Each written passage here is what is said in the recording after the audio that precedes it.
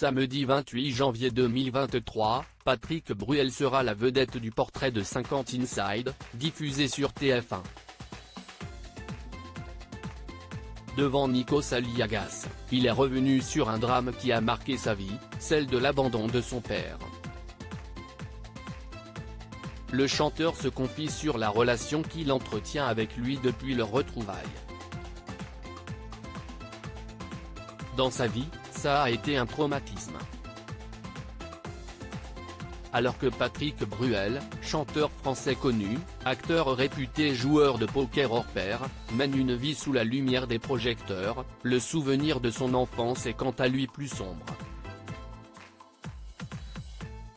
En 2015, dans les colonnes de Version Femina, l'artiste se confiait sur ce drame qui a marqué sa jeunesse, celui de l'abandon de son père, Pierre Benguigui.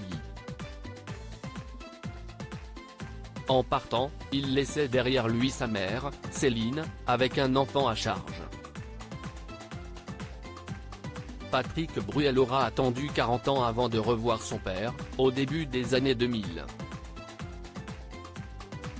J'avais envie de régler ce problème avant que mon premier enfant n'arrive. Donc c'est à ce moment-là que, précisément, on s'est retrouvé avec mon père, confiait-il en 2018 dans l'émission 7 à 8. Un moment difficile et houleux, avouait-il. Les choses se sont joliment arrangées. Retrouver un père absent après 40 ans de silence n'est pas chose facile.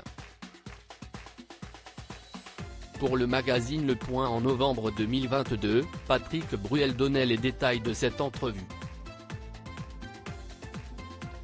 La discussion qui en a découlé a été forte, très forte, violente verbalement.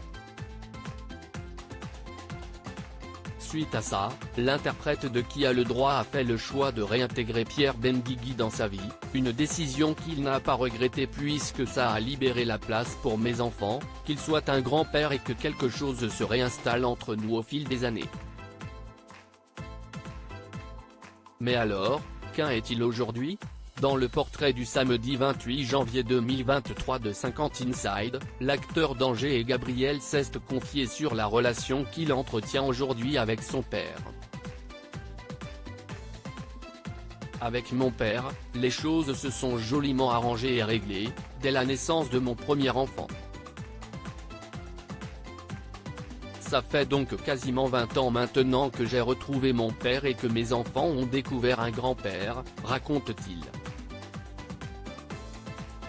Une belle fin qui fait chaud au cœur.